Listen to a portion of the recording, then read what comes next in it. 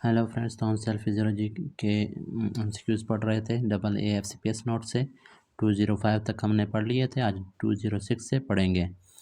न्यूरोफिजियोलॉजिस्ट while stimulating a nerve is unable to generate action potential due to, तो इसमें answer है hypokalemia.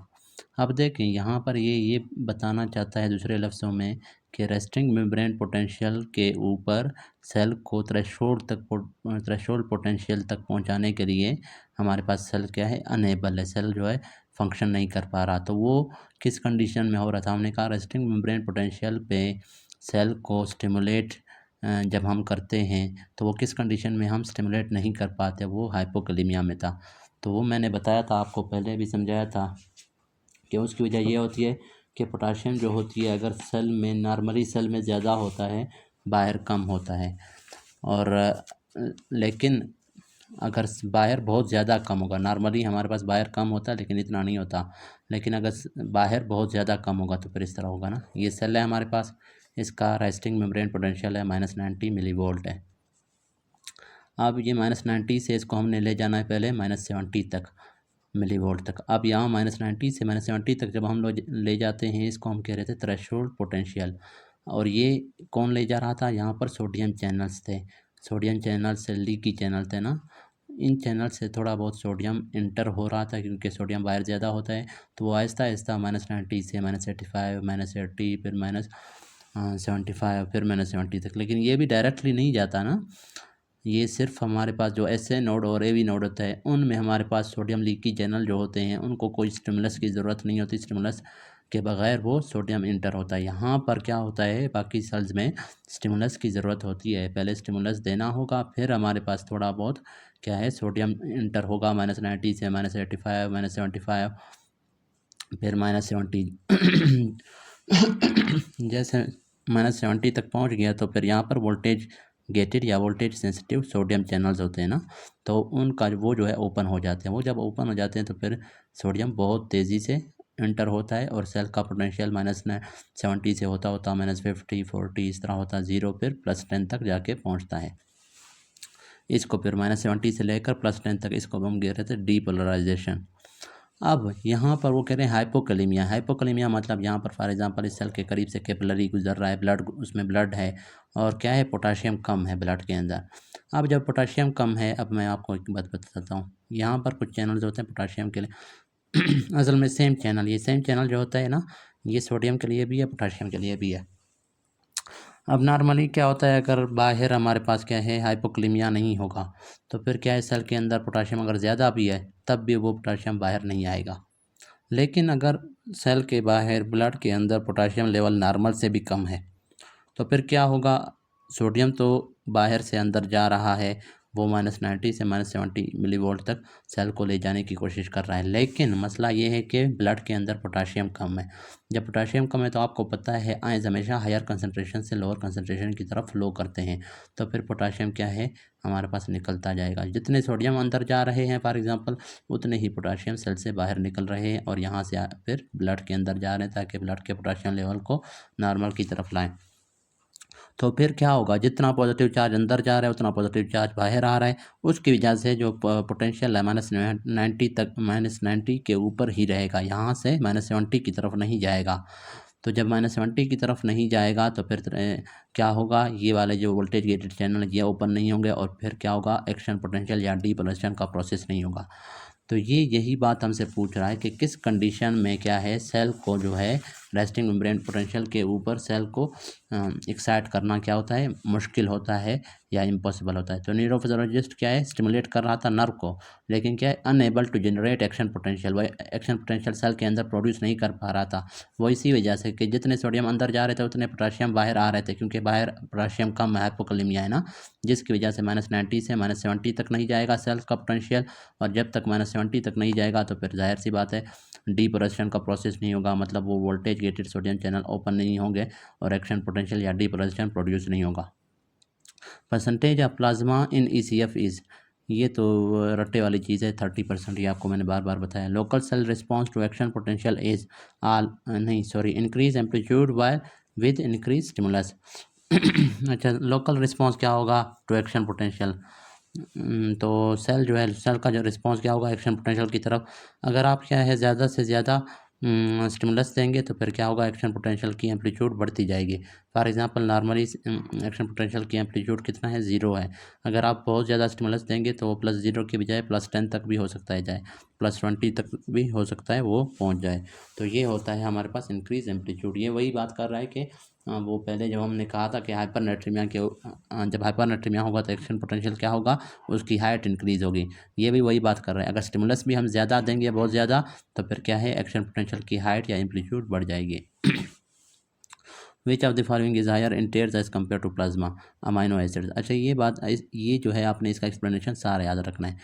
Tier में कुछ चीज़ें जो है प्लाज्मा के मुकाबले में कम होती हैं, कुछ इक्वल होती हैं, कुछ फिर ज़्यादा होती हैं। अब टीयर में और प्लाज्मा में सोडियम इक्वल होता है, ये बात याद रखें। Tear compare to plasma has low glucose and urea, लेकिन प्लाज्मा के मुकाबले में टीयर में ग्लूकोज एंड यूरिया क्या होता है, कम होता है। ठीक है, टीयर में ग्लूकोज और यूरिया कम है और सोडियम इक्वल है। और कौन सी चीज़ें ज़्यादा होंगी, आयंस, ज़्यादातर जो आयंस हैं, इलेक्ट्रोलाइट्स हैं, वो टीयर्स के अंदर ज़्यादा होंगे। वो क्या क्या है, पोटाशियम है, क्लोराइड है, कैल्शियम है।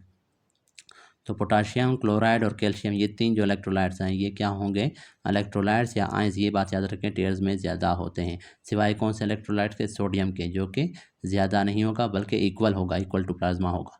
ये बात याद रखें, ठीक है। सिंपल सी बात है कि जो आयंस होते हैं, इलेक्ट्रोलाइट्स होते हैं, टीयर्स में ज़्यादा होते हैं सारे आयंस, सिवाय सोडियम के, जो कि इक्वल होता है, प्लाज्मा में भी सेम होता है, टीयर्स में भी।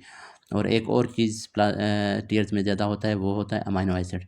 इसके अलावा जो चीज़ें रह गई, ठीक है, वो जैसे सोडियम है और जैसे ग्लूकोज है और यूरिया है, वो क्या होंगे, लो होंगे। तो ये इस तरह से आपने याद रखना है। विच सब्सटेंस है when expose to cell membrane form phospholipase C. तो कौन सा सब्सटेंस इनमें से जब सेल मेम्ब्रेन के रिसेप्टर के साथ बाइंड होगा तो फिर क्या होगा, फास्फोलाइपेज सी क्या होगा, एक्टिवेट होगा। तो इसमें आंसर इन्होंने दिया हुआ है टायरोसिन रिसेप्टर।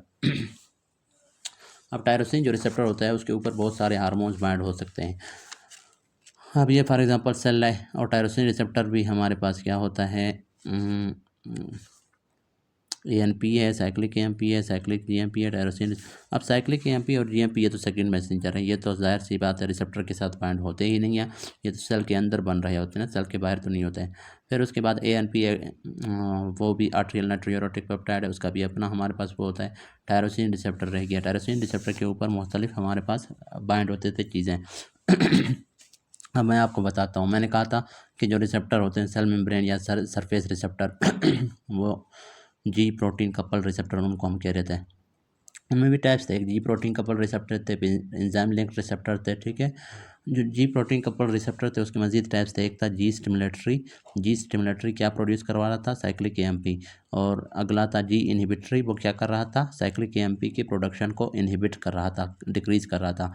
और एक होता है जी क्यूब कपल रिसेप्टर, वो क्या करता है, फास्फोलाइपेज सी उसके थ्रू एक्टिवेट होता है और फिर क्या प्रोड्यूस होता है, डायएसाइल ग्लाइसरॉल और फास्फाटिडाइल इनोसिटोर डाइफास्फेट। अब जो जी क्यू कपल रिसेप्टर होता है वही है, ये भी 7 पास रिसेप्टर होता है, इस तरह से 7 पास है ना, 7 पास रिसेप्टर है इसका। ये एक्स्ट्रा सेलुलर डोमेन है और ये इसका इंट्रा सेलुलर हमारे पास वो होगा, डोमेन होगा। यहाँ पर जी क्यू होगा। अब यहाँ पर ये टायरोसिन रिसेप्टर है फॉर एग्जांपल, ठीक है।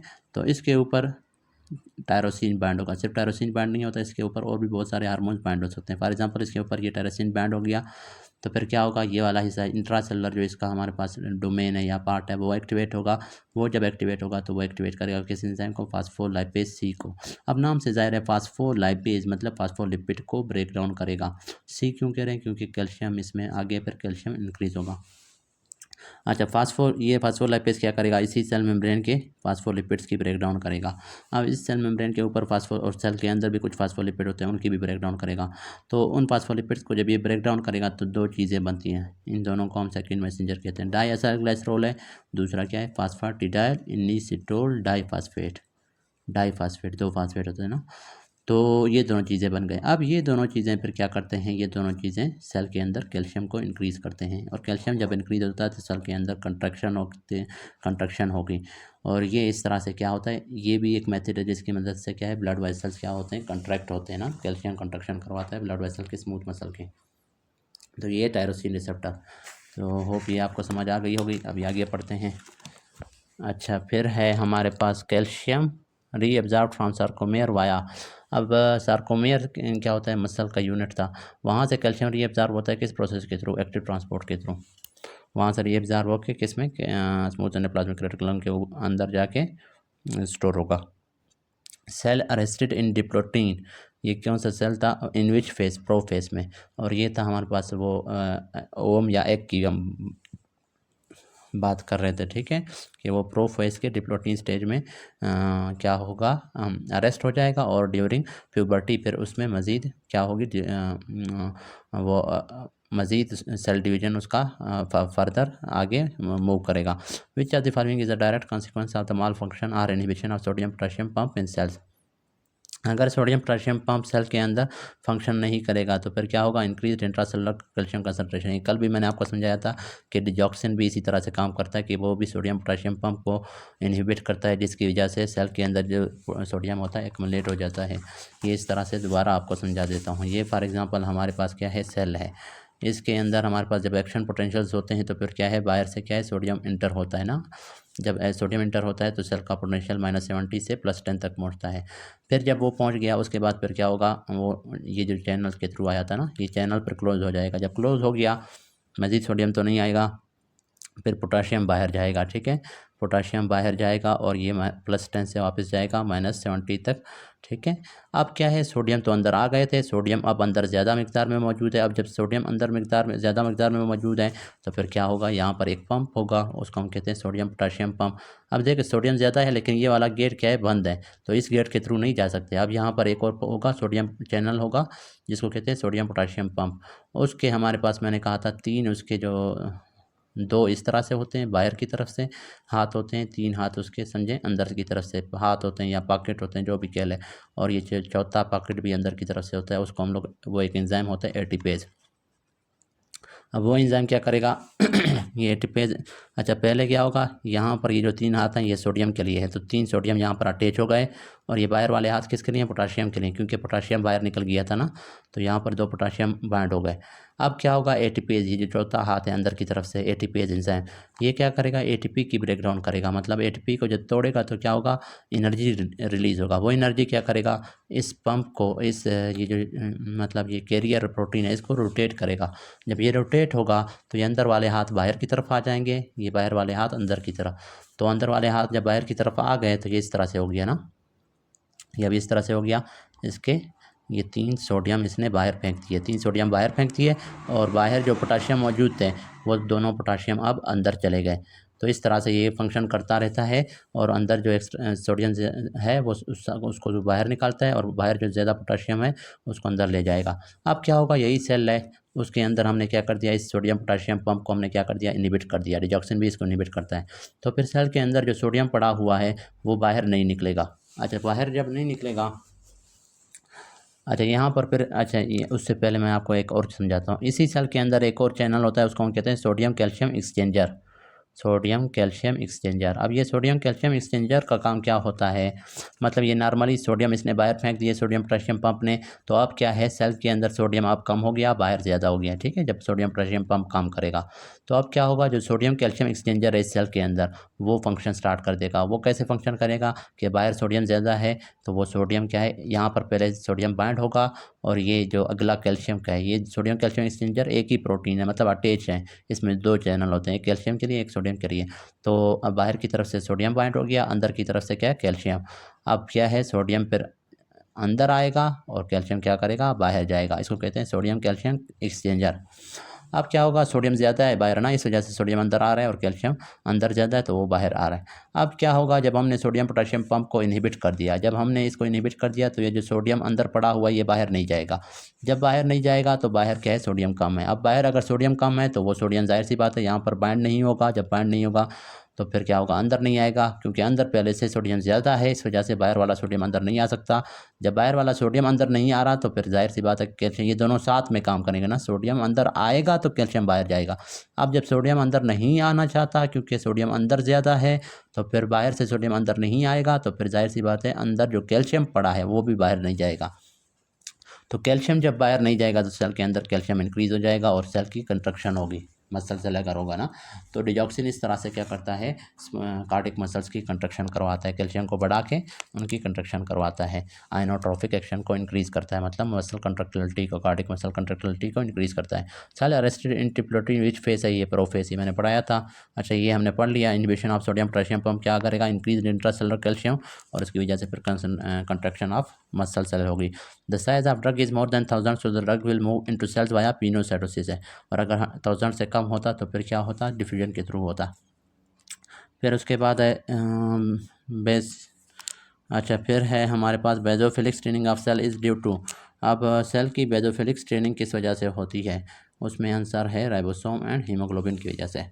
अब बेजोफिलिक स्ट्रेनिंग मैंने आपको कहा था, बेजोफिलिक बेस मतलब बेस लविंग स्ट्रेनिंग। अब बेस लविंग जो डाई होता है वो एसिडिक डाई होता है, और एसिडिक डाई क्या, ईओसिन है।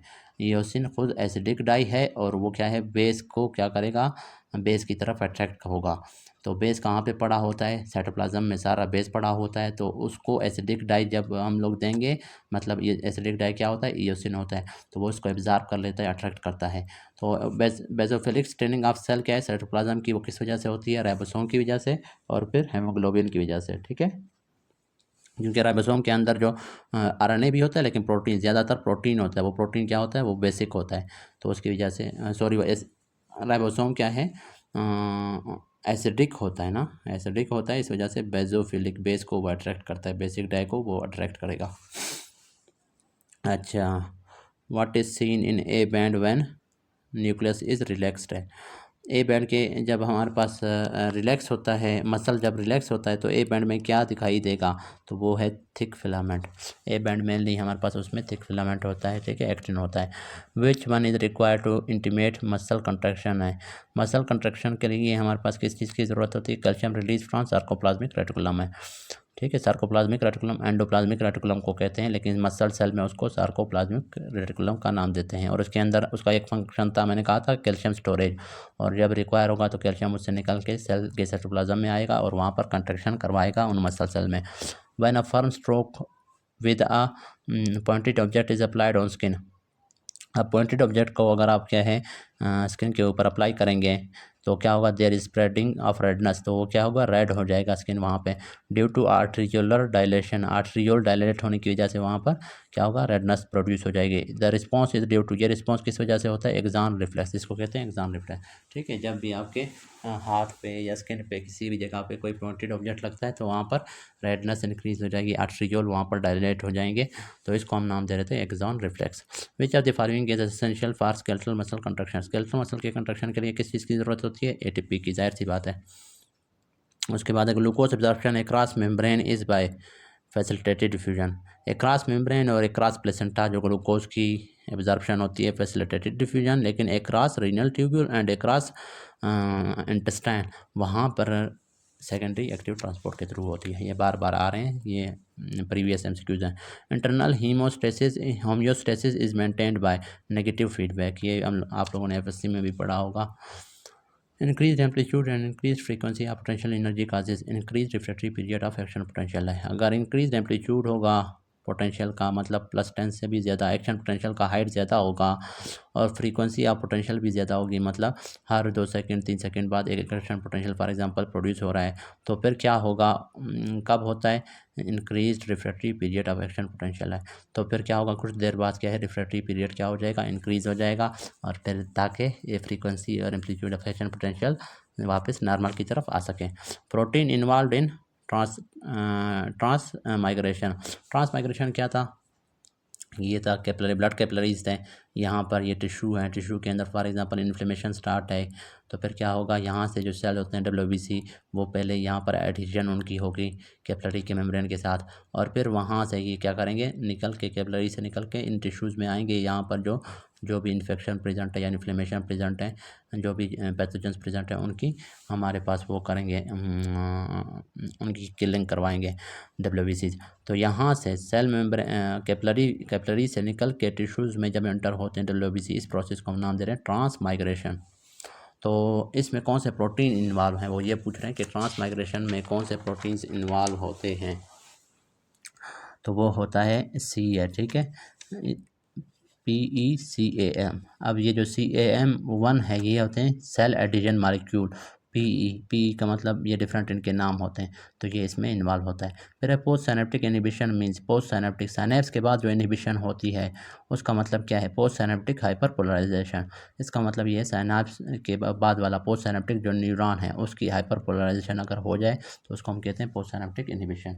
अब हाइपरपोलराइजेशन कैसे होता है, हाइपरपोलेशन मैंने कहा था अगर बहुत ज़्यादा पोटेशियम अंदर दाखिल होगा तो हाइपरपोलेशन होगा। अब देखें ये हमारे पास वोल्टेज गेटेड सोडियम चैनल है और ये वोल्टेज गेटेड पोटेशियम चैनल है, ठीक है ना। और यहाँ पर हमारे पास चैनल प्रेजेंट है, इससे जो है थोड़ा थोड़ा सोडियम जब स्टिमुलस मिलेगा थोड़ा थोड़ा सोडियम इंटर होगा तो -90 से -70 तक आएगा एक्शन पोटेंशियल। और इस पोटेंशियल को जो -90 से -70 तक आ रहा है ये थ्रेशोल्ड पोटेंशियल हो गया।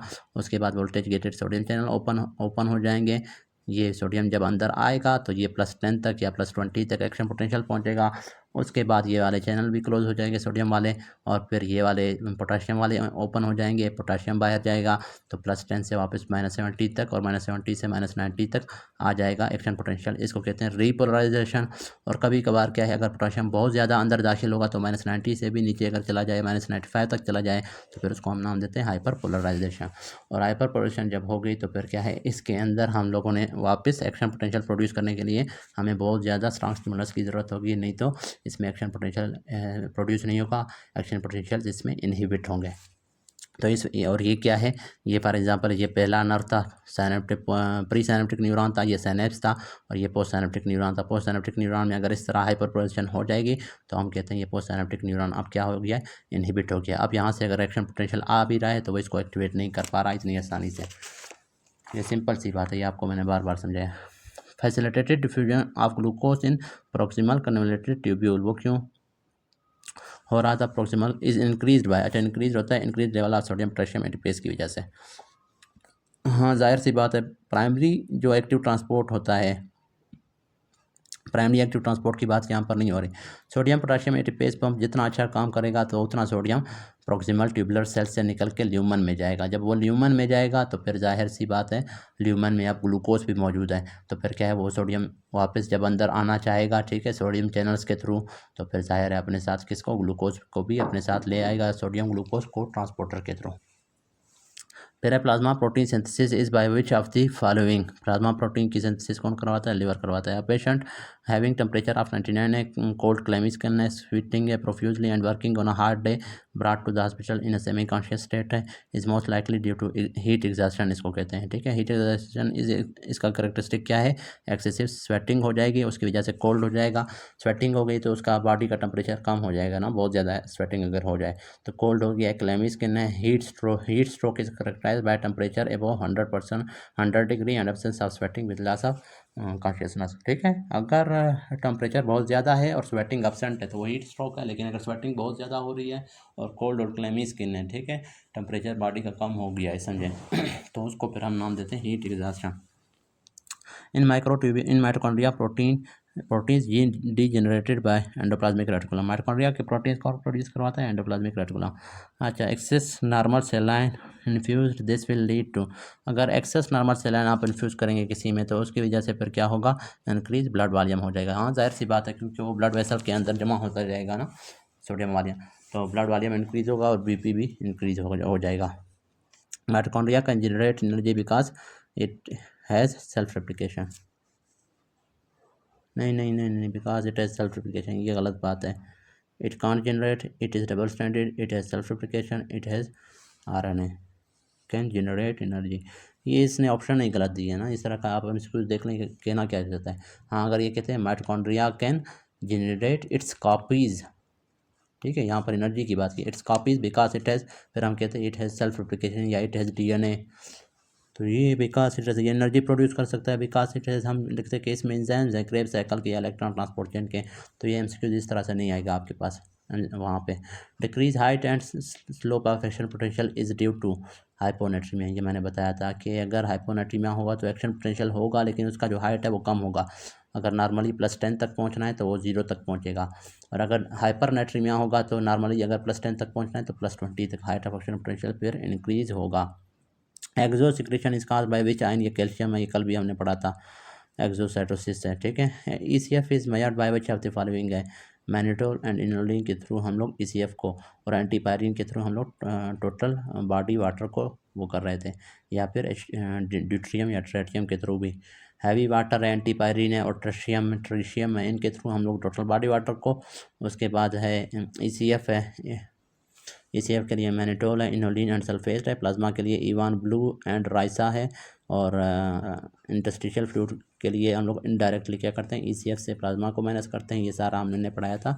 पीछे वाले लेक्चर्स आप देखते ही जाए ना, फिर आपको समझ आएंगे। नहीं तो क्या है, क्योंकि बहुत सारे MCQs वहाँ पे मैंने समझाए होते हैं, तो बार बार नहीं समझा सकता हर एक इसमें। Regarding cilia consist of 9 doubles microtubule plus 2 singlets, ये कल मैंने समझाया था। इस तरह से होता है कि सिलिया में क्या होते हैं, यहाँ पर इस तरह के डुप्लेट्स होते हैं, 9 होते हैं जो कि कनेक्टेड होते हैं, और दरमियान में एक डुप्लेट होता है। टोटल इनकी तादाद होती है 9 डुप्लेट्स होते हैं जो कि पेरिफेरल ट्यूब्यूल माइक्रोट्यूब्यूल्स होते हैं, प्लस 2 सिंगलेट्स होते हैं। जो सेंटर में होता है वो इस तरह से थोड़े से दूर पड़े होते हैं, उनको टू सिंगलेट कहते हैं। तो टोटल अगर तादाद पूछे माइक्रोट्यूब्यूल्स की, वहाँ पर माइक्रोट्यूब्यूल्स की तादाद पूछा था पीछे, तो वो 20 था। नो एक्शन पोटेंशियल अकर इन हाइपोनेट्रीमिया। हाइपोनेट्रीमिया में एक्शन पोटेंशियल तो होंगे, लेकिन उनकी क्या होगी, हाइट कम होगी। नो एक्शन पोटेंशियल हमने कहा था, अगर हाइपोकैलेमिया होगा तो उसमें एक्शन पोटेंशियल नहीं होंगे, लेकिन यहाँ पर अभी हाइपोकैलेमिया का ऑप्शन दिया ही नहीं हुआ।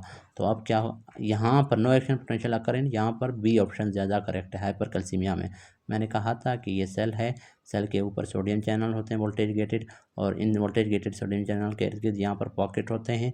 अगर कैल्शियम बहुत ज़्यादा होगा ब्लड में तो यहाँ पर भी कैल्शियम है, यहाँ पर भी कैल्शियम है, इस तरह से ना। ये फॉर एग्जांपल चैनल है सेल के ऊपर, हाँ, सोडियम का, उसके 2 पॉकेट हैं, एक यहाँ है एक यहाँ है, यहाँ हो सकता है 3-4 हों फॉर एग्जांपल। तो सब के ऊपर कैल्शियम अटैच है। जब सब के ऊपर कैल्शियम अटैच है तो बाहर से सोडियम अंदर दाखिल नहीं हो सकेगा, क्योंकि कैल्शियम भी पॉजिटिव है, सोडियम भी पॉजिटिव है, तो सोडियम को रिपल करेंगे और एक्शन पोटेंशियल प्रोड्यूस नहीं होंगे। तो यहाँ पर बी ऑप्शन करेक्ट है, हाइपोनेट्रीमिया में ये वाला गलत है। अच्छा, रिगार्डिंग फैसिलिटेटेड डिफ्यूजन एंड को ट्रांसपोर्ट, इसके बारे में कह रहा है क्या करेक्ट है, वो है हमारे पास कैरियर डिपेंडेंट होता है, जहाँ जाहिर सी बात है उसके लिए ट्रांसपोर्टर की ज़रूरत होती है।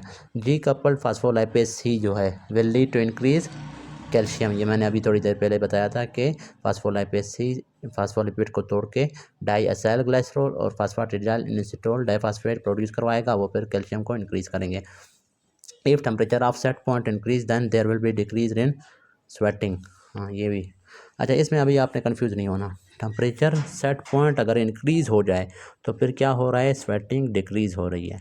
क्यों, देखिए हाइपोथैलेमस में नॉर्मल टेम्परेचर सेट पॉइंट 97 है। अगर हाइपोथैलेमस में ये सेट पॉइंट इंक्रीज़ हो जाए, ये हो जाए 99, तो हमारी बॉडी, हमारा ब्रेन समझेगा कि हमारा नॉर्मल टेम्परेचर बॉडी का 99 है, तो वो 97 से बॉडी टेम्परेचर को 99 की तरफ ले जाना चाहेगा।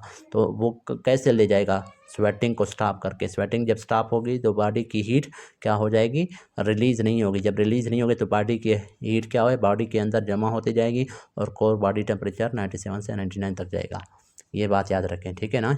तो if temperature of set point, अगर सेट पॉइंट की बात करें कि सेट पॉइंट टेम्परेचर इंक्रीज़ हो जाए ना, फिर क्या होगा, क्या है, if temperature of set point increase, temperature of set point अगर इंक्रीज हो जाए ना, फिर क्या होगा, there will be decrease in sweating, sweating decrease होगा, ताकि ज़्यादा से ज़्यादा हीट जो है बॉडी के अंदर कंजर्व हो सके और बॉडी का टेम्परेचर हम लोग सेट पॉइंट तक पहुंचा सकें। अच्छा, यहाँ पर एक्सप्लेनेशन दिया हुआ है, if temperature set point increase है, ये यही ऊपर वाली बात है, then decrease in sweating, sweating decrease हो जाएगा और फिर शिवरिंग इंक्रीज़ हो जाएगी। समझ रहे हैं क्या, नहीं, मतलब अगर हाइपोथैलेमस में बॉडी का सेट पॉइंट टेम्परेचर 97 की बजाय 99 हो जाए तो हमारी बॉडी, हमारा ब्रेन सिग्नल देगा बॉडी को कि तमाम बॉडी के टेम्परेचर को, तो बॉडी सेल्स को, कि अपना टेम्परेचर 97 से 99 तक लाओ। और किस तरह से वो लाएगा कि एक तो शिवरिंग को इंक्रीज़ करेगा, शिवरिंग की वजह से हीट प्रोड्यूस होती है, ठीक है, शिवरिंग को जो बॉडी कपाती है इस तरह से, तो उसमें भी हीट प्रोड्यूस होता है, मसल्स हीट प्रोड्यूस करते हैं ताकि बॉडी टेम्परेचर को 99 तक ले जा सके। और दूसरी क्या होगी, स्वेटिंग डिक्रीज़ होगी ताकि बॉडी टेम्परेचर को वहाँ तक पहुँचा सके 99 तक। अगर if temperature of set point decrease अगर होता ना, फिर क्या होता है, मतलब 97 से डिक्रीज़ हो गया, फॉर एग्जांपल 96 हो गया, तो फिर बॉडी क्या करेगा, बॉडी ब्रेन जो है या हाइपोथैलेमस जो है बॉडी को सिग्नल भेजेगा कि क्या है, अपना टेम्परेचर कम करो। टेम्परेचर फिर वो कम करने के लिए पूरी बॉडी क्या करेगी, अब स्वेटिंग को इंक्रीज़ करेगी। स्वेटिंग जब इंक्रीज़ होगी तो बॉडी का हीट सारा रिमूव होगा। हीट जब निकलेगा तो बॉडी का टेम्परेचर कम होगा, 96 तक आएगा। समझ रहे हैं? अच्छा, अब देखिए, ये नॉर्मली जो है बॉडी का सेट पॉइंट इंक्रीज़ नहीं होता। ये इंक्रीज़ तब होगा जब हाइपोथर्मिक स्टेट होगा। हाइपोथर्मिक स्टेट क्या है, अगर एक बंदा है वो फॉर एग्जांपल बर्फ़बारी में मौजूद है, साइबेरिया में बहुत अरसे तक, फॉर एग्जांपल बहुत घंटों तक, तो उसका बॉडी का जो टेम्परेचर है वो कम हो जाएगा, 97 से कम हो जाएगा, कितना 96 तक फॉर एग्जांपल हो जाएगा, या 95 तक आ जाएगा। तो फिर क्या होगा, हमारा जो बॉडी है, हमारा जो हाइपोथैलेमस है वो क्या करेगा, सेट टेम्परेचर को 98 कर देगा या 99 कर देगा। फिर क्या होगा, हमारी बॉडी की सारी, हमारे पास हमारी बॉडी में शिवरिंग स्टार्ट हो जाएगी, ताकि बॉडी टेम्परेचर को, पूरे बॉडी टेम्परेचर को हम बढ़ा सकें, सेट पॉइंट तक ले जा सकें। और जो हमारे पास set point of temperature decrease कब होगा, हाइपरथर्मिक स्टेट में। हाइपरथर्मिक स्टेट ये है कि अगर बॉडी का टेम्परेचर 105 106 तक पहुंच गया ना, बहुत ज़्यादा गर्मी में रहने की वजह से या हीट स्ट्रोक की वजह से, तो फिर क्या होगा, हमारा बॉडी सेट टेम्परेचर को क्या करेगा, कम कर देगा। जब कम करेगा, हाइपरथर्मिक स्टेट में कम करता है ना, तो हमारी बॉडी किस तरह से फिर हीट को लॉस करेगा। हीट को लॉस किस तरह से करेगा, स्वेटिंग के थ्रू, ताकि बॉडी, पूरे बॉडी का टेम्परेचर हाइपोथैलेमस के मुताबिक, सेट पॉइंट के मुताबिक वो हो सके, बराबर हो सके उसके। तो ICF as compare to ECF has, ICF as compare to ECF has increase glucose. ठीक है। अ पेशेंट विद हीमोग्लोबिन 15 है, oxygen content of haemoglobin 20 ml है। हीमोग्लोबिन 15 है और ऑक्सीजन इन 15 हीमोग्लोबिन के ऊपर ऑक्सीजन कंटेंट कितना होगा, 20 ml होगा। अल्वेलर PO2 40 है और वीनस ऑक्सीजन जो है 15 है। What type of hypoxia is, तो ये हाइपोक्सिक हाइपोक्सिया कि ऑक्सीजन हमारे पास है ही कम। ठीक है, एटमॉस्फेयर से हमें ऑक्सीजन कम मिल रही है। ठीक है, देखें अल्वेलर PO2 कितना है, 40 है। अल्वेलर PO2 40 जो है कम है, हमें 60 एटलीस्ट होना चाहिए, 60 से अबव। तो अल्वेलर PO2 ही कम है, उसकी वजह से फिर हमारे पास क्या है, अंदर ब्लड के अंदर ऑक्सीजन कम है, हीमोग्लोबिन के अंदर, तो इसको कहते हैं हाइपोक्सिक हाइपोक्सिया। एक होता है अगर हमारे पास ब्लड कम हो, हीमोग्लोबिन कम हो, तो उसको हम कहते हैं एनीमिक हाइपोक्सिया। मतलब बाहर से ऑक्सीजन नॉर्मल मिल रहा है लेकिन हीमोग्लोबिन कम है, उसकी वजह से वो थोड़े ऑक्सीजन को ट्रांसपोर्ट कर पा रहे हैं बॉडी तक, वो एनीमिक हाइपोक्सिया होगा। और एक था हिस्टोटॉक्सिक, वो तो सियानाइड पॉइजनिंग वगैरह में होता था, या कार्बन मोनोऑक्साइड पॉइजनिंग में। Sodium channel inactivation occurs in, sodium channel की इनएक्टिवेशन कब होती है, एब्सोल्यूट रिफ्रैक्टिव पीरियड, ये हमने पहले पढ़ा हुआ था, रिफ्रैक्टिव पीरियड मैंने पढ़ाया था। Actin attach to Z line through actinin है, एक्टिनिन है, सी है। Primary active transport primary active transport sodium potassium ATPase pump को के थ्रू होती है और एटीपी को यूटिलाइज करता है। तो इसका आंसर क्या है,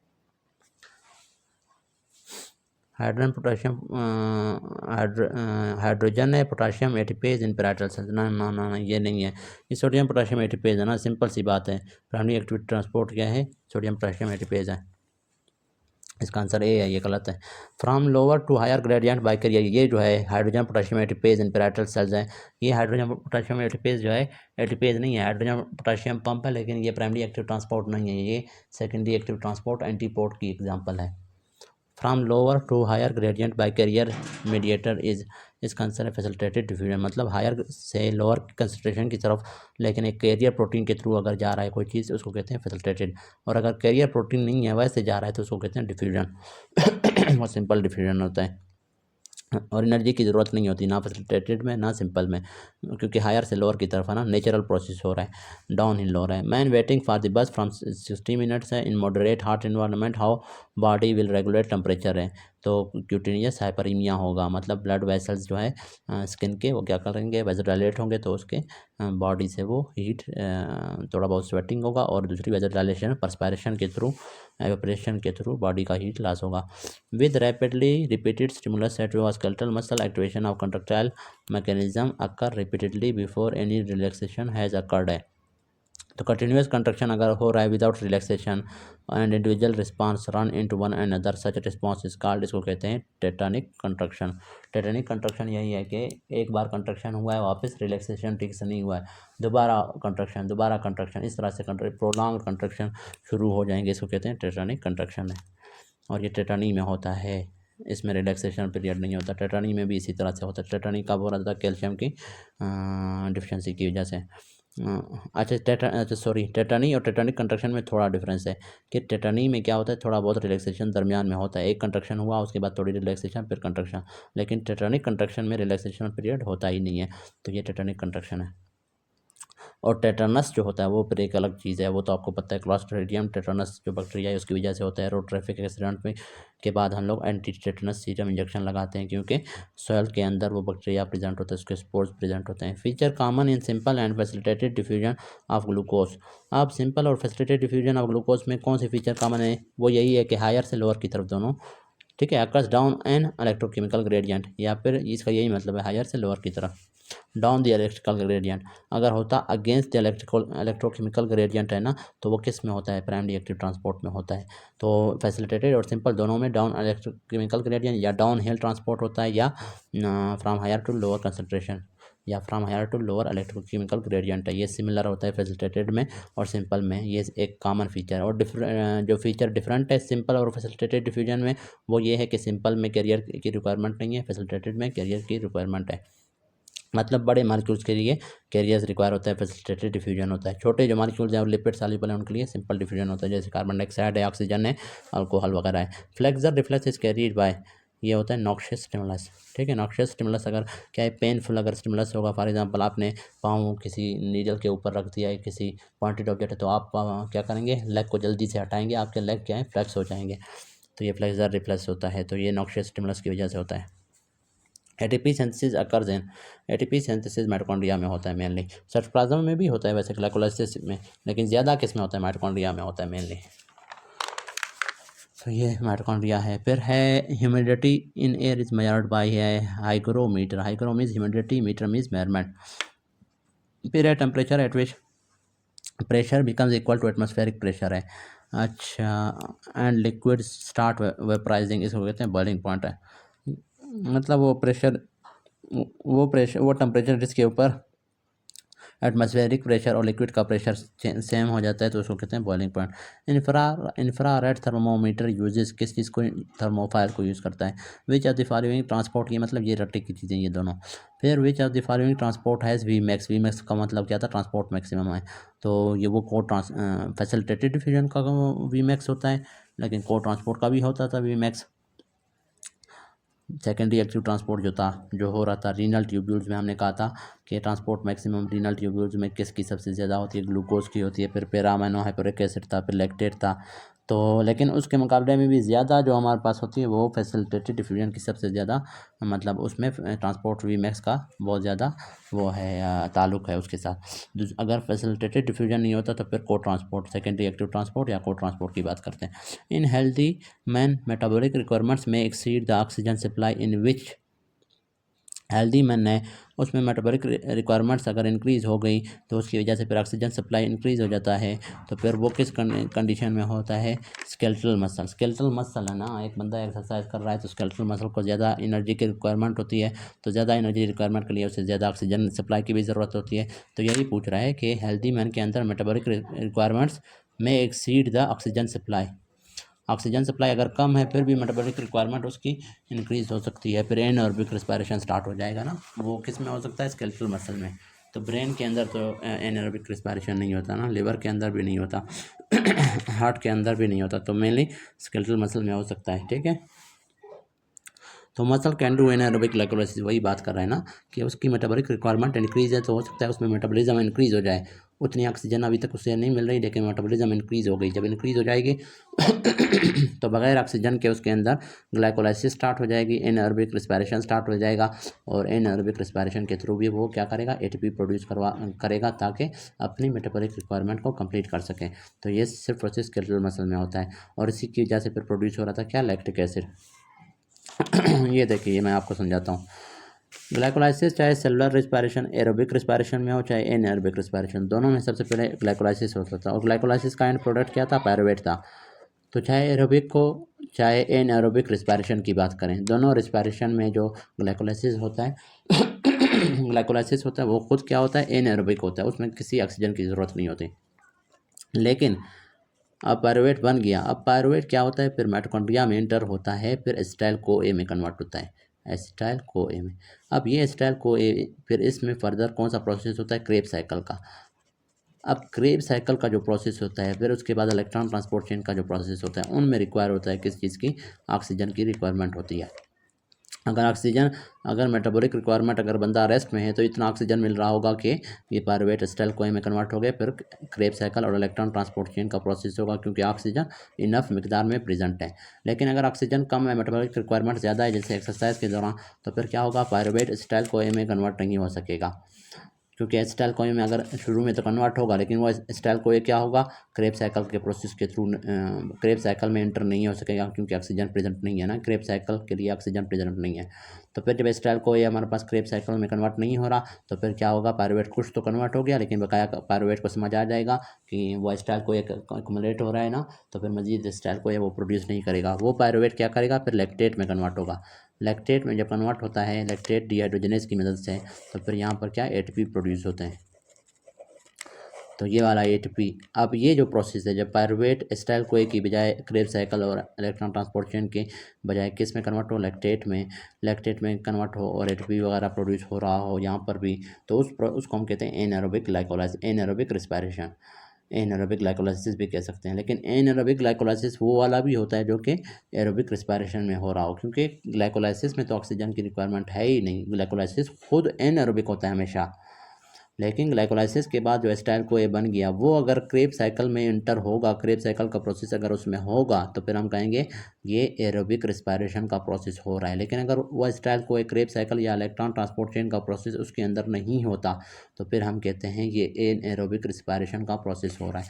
तो यहाँ पर असल टर्म एनएरोबिक रिस्पायरेशन होना चाहिए था, लेकिन उन्होंने क्या किया, muscle can do anaerobic glycolysis, anaerobic glycolysis तो असल में यहाँ पर टर्म होना चाहिए था एनारोबिक रिस्पायरेशन। तो ड्यूरिंग हैवी एक्सरसाइज, ठीक है, that will help them to meet high metabolic demand. अब यहाँ पर इनका एनारोबिक ग्लाइकोलाइसिस का मतलब यही है कि पायरुवेट कन्वर्ट हो जाएगा लैक्टेट में, लैक्टेट में जब कन्वर्ट होगा तो जो NADH था, NADH वो वापस कन्वर्ट हो जाएगा किस में, NAD+ में। अब ये NAD+ फिर क्या है, ये वापस फिर उसमें ग्लाइकोलाइसिस में अगले ग्लाइकोलाइटिक साइकिल में यूटिलाइज होगा, क्योंकि NAD+ की ज़रूरत होती है ग्लाइकोलाइसिस के लिए। नॉर्मली जो NADH बन रहा है जो कि एरोबिक रिस्पायरेशन में, वो NADH फिर क्या है, इलेक्ट्रॉन ट्रांसपोर्ट चेन में वापस NAD+ में कन्वर्ट हो रहा है ना, इलेक्ट्रॉन ट्रांसपोर्ट चेन में, फिर वो वापस अगले ग्लाइकोलाइसिस में इस्तेमाल होता है। अब तो इलेक्ट्रॉन ट्रांसपोर्ट चेन और क्रेब साइकिल हो ही नहीं रहा क्योंकि एनारोबिक ग्लाइकोलाइसिस है। तो फिर यहाँ पर पायरुवेट क्या करेगा, जब NADH और लैक्टेट डिहाइड्रोजनेज की मदद से NAD से जो हाइड्रोजन आयन है वो रिमूव होके पायरुवेट के साथ बाइंड होंगे और पायरुवेट कन्वर्ट हो जाएगा किस में, लैक्टेट में, और NADH खुद कन्वर्ट हो जाएगा NAD+ में, और वो NAD+ अगले ग्लाइकोलाइसिस में यूटिलाइज होगा। ये आप लोगों ने बायोकेम में पढ़ा होगा। Hyperpolarization of neuron due to increase influx of, आप इंक्रीज इन्फ्लक्स ऑफ पोटाशियम, ये बार बार मैंने पढ़ाया हुआ है। अच्छा यहाँ पर क्या है, क्लोराइड, हाँ ये चीज़ भी है। अब अगर क्लोराइड ऑप्शन में नहीं होता तो फिर तो पोटाशियम ठीक था, अब है यहाँ पर क्लोराइड दिया हुआ है नेगेटिव चार्ज, अब पोटाशियम तो पॉजिटिव चार्ज है। और दूसरी बात इसने एक और बात की है, इसने कहा इन्फ्लक्स ऑफ, अगर यहाँ पर होता इफ्लक्स, हाइपरपोलेशन ऑफ न्यूरॉन हो रहा है किस, इफ्लक्स ऑफ, इफ्लक्स का मतलब किस आयन के सेल से बाहर जाने की वजह से। तो पोटाशियम अगर सेल से बहुत ज़्यादा बाहर जाता तो सेल के अंदर पॉजिटिविटी बहुत कम हो जाती, बल्कि नेगेटिविटी इंक्रीज हो जाती और हाइपरपोलराइजेशन हो जाती। अब इसने इफ्लक्स नहीं कहा, इन्फ्लक्स का है कि कौन सा आयन इनमें से जब सेल के अंदर दाखिल होगा तो सेल की नेगेटिविटी बहुत ज़्यादा बढ़ जाएगी, तो वो है क्लोराइड आयन, क्योंकि बाकी सारे पॉजिटिव आयन्स हैं, बाकी सारे आयन्स अगर इंटर होंगे तो सेल की पॉजिटिविटी बढ़ेगी, सेल में एक्शन पोटेंशियल प्रोड्यूस होंगे, डीपोलराइजेशन होगा। लेकिन क्या है, जो क्लोराइड है नेगेटिव आयन है, वो जब इंटर होगा तो सेल की नेगेटिविटी बढ़ जाएगी, पहले अगर -90 था तो वो माइनस किस तक पहुंच जाएगा, -95 100 इस तरह। ये क्लोराइड चैनल किस में होते हैं, गाबा जो रिसेप्टर था, गाबा रिसेप्टर, ये गाबा रिसेप्टर है, उसके उसके जो चैनल होते हैं क्लोराइड चैनल, जब वो एक्टिवेट होगा गाबा रिसेप्टर तो फिर क्या है, क्लोराइड जो बाहर ज़्यादा मौजूद है वो सारा अंदर दाखिल होगा, और ये जो न्यूरॉन होगा, ये न्यूरॉन या सेल ये -90 से भी -95 100 तक पहुँच जाएगा, तो हाइपरपोलराइजेशन हो जाएगी। और फिर आगे हमारे पास है contraction of skeletal muscle involve activity of large number of proteins हैं, protein required for relaxation of muscle is, वो है ट्रोपोमायोसिन। हाँ, कंट्रैक्शन के लिए बहुत ज़्यादा प्रोटीन्स की ज़रूरत है, एक्टिन की, मायोसिन की, लेकिन रिलैक्सेशन के लिए ट्रोपोमायोसिन की ज़रूरत है। Mechanism of chloride reabsorption in later segment of PCT, proximal convoluted tubule के जो लेटर सेगमेंट में क्लोराइड एब्जॉर्प्शन का जो मैकेनिज्म है वो किस तरह से होता है, पैसिवली होता है ड्यू टू कंसनट्रेशन ग्रेडियंट, क्योंकि ल्यूमन में क्लोराइड ज़्यादा है तो इस वजह से वो प्रॉक्सिमल कन्वोल्यूटेड ट्यूब्यूल में एंटर होगा, ठीक है, हायर से लोअर की तरफ। तो वो होता है due to concentration gradient, energy की ज़रूरत नहीं होती, एक्टिव ट्रांसपोर्ट नहीं है वो। Resting membrane potential due to, resting membrane potential किस चीज़ की वजह से होता है? पोटाशियम इफ्लक्स की वजह से। ये तो मैंने बताया था कि पोटाशियम इफ्लक्स होता रहेगा तो रेस्टिंग मेम्ब्रेन पोटेंशियल क्या होगा? मेंटेन रहेगा ना। सोडियम पोटाशियम एटीपेज पंप जो है वो फंक्शन कर रहा है ना। नहीं नहीं नहीं नहीं नहीं, असल में ये पोटाशियम इफ्लक्स नहीं है, यहाँ पर resting membrane potential achieved due to, यहाँ पर हाँ, यहाँ पर एमसीक्यूज में इन्होंने दिया था achieved, resting membrane potential is achieved due to efflux of potassium. फिर ठीक था, मतलब क्या है, +10 तक अगर सेल का पोटेंशियल चला गया, डीपोलराइजेशन हो गई ना, अब उसको वापस आपने लाना है रेस्टिंग मेम्ब्रेन तक -90 तक। तो वो कौन करवाएगा? वो क्या होगा? वोल्टेज गेटेड जो पोटाशियम चैनल ओपन होंगे तो सेल से पोटाशियम जब बाहर जाएगा तो सेल के अंदर पॉजिटिविटी कम हो जाएगी, +10 से वो 0 तक, फिर माइनस की तरफ आता आता -90 तक आएगा ना। तो यहाँ पर होना इस तरह चाहिए था कि resting membrane potential is achieved by या ड्यू टू, फिर वो होता पोटाशियम इफ्लक्स। अब इन्होंने एमसीक्यूज को वही अचीव्ड वाले बात करना चाहते हैं, पूरा इन लोगों ने नहीं लिखा हुआ, ठीक है। फिर अगर वो लोग पूछें resting membrane potential is maintained by, एक है अचीव्ड एक मेंटेन्ड, ये बार बार मैं आपको बताता हूँ, ठीक है। अचीव्ड में आप लिखेंगे पोटाशियम इफ्लक्स, और मेंटेन जब -90 तक आ गया, अब -90 के ऊपर मेंटेन रखना है, तो वो कौन रखवा रहा था? Sodium potassium pump, sodium potassium ATPase pump जिसको कह रहे हैं, तो वो रखवाएगा, ठीक है। कि वो क्या करेगा? 3 सोडियम को सेल से बाहर फेंकेगा और 2 पोटाशियम को सेल के अंदर फेंकेगा। तो इस तरह से क्या होगा? वो -90 के ऊपर मेंटेन रहेगा resting membrane. Increase glucose is absorbed in intestinal cells by, वो होता है वो भी को ट्रांसपोर्ट के through, sodium glucose cotransporter. ये मैंने आपको ये बात बार बार समझाई कि इंटेस्टाइनल सेल्स में और रीनल के जो ट्यूबुलर सेल्स होते हैं, प्रॉक्सिमल कन्वोल्यूटेड ट्यूबुलर सेल्स होते हैं, तो रीनल या किडनी के अंदर या नेफ्रॉन के अंदर या रीनल सेल्स के अंदर या ट्यूबुलर सेल्स के अंदर, और इसके अलावा इंटेस्टाइनल सेल्स के अंदर जो ग्लूकोज की एब्जॉर्प्शन होती है वो होती है सोडियम ग्लूकोज को ट्रांसपोर्ट के थ्रू, या फिर इसका दूसरा नाम क्या है? सेकेंडरी एक्टिव ट्रांसपोर्ट, इनके थ्रू।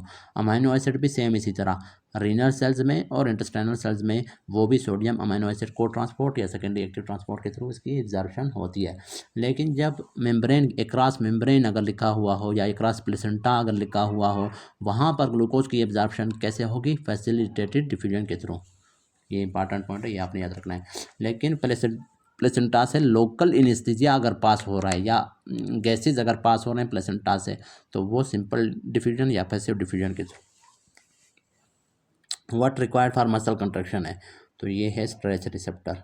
मसल स्ट्रेच रिसेप्टर जब हमारे पास स्टिमुलेट होते हैं तो मसल की कंट्रैक्शन होती है। कैसे? जैसे हम लोग वो करते हैं, ये जो बाइसेप जर्क है, नी जर्क है, जब आप हैमर मारते हैं बाइसेप के ऊपर, तो वो जो है स्ट्रेच रिसेप्टर टेंडन के ऊपर जो होते हैं वो स्ट्रेच रिसेप्टर एक्टिवेट होते हैं, मतलब टेंडन स्ट्रेच होता है। जैसे स्ट्रेच होता है तो फिर क्या होता है? हमारा मसल क्या होता है? कंट्रैक्ट होता है, फोर आर्म सारा कंट्रैक्ट हो जाता है। तो मसल कंट्रैक्शन ये असल में रिफ्लेक्स की बात करें ना, रिफ्लेक्स मसल कंट्रैक्शन जो होता है उसके लिए स्ट्रेच रिसेप्टर की ज़रूरत होती है। तो ये सेल फिजियोलॉजी कंप्लीट हो गया। अभी आगे हम लोग सीवीएस फिजियोलॉजी स्टार्ट करेंगे। कुछ समझ नहीं है तो आप कमेंट्स में पूछ सकते हैं। Thank you.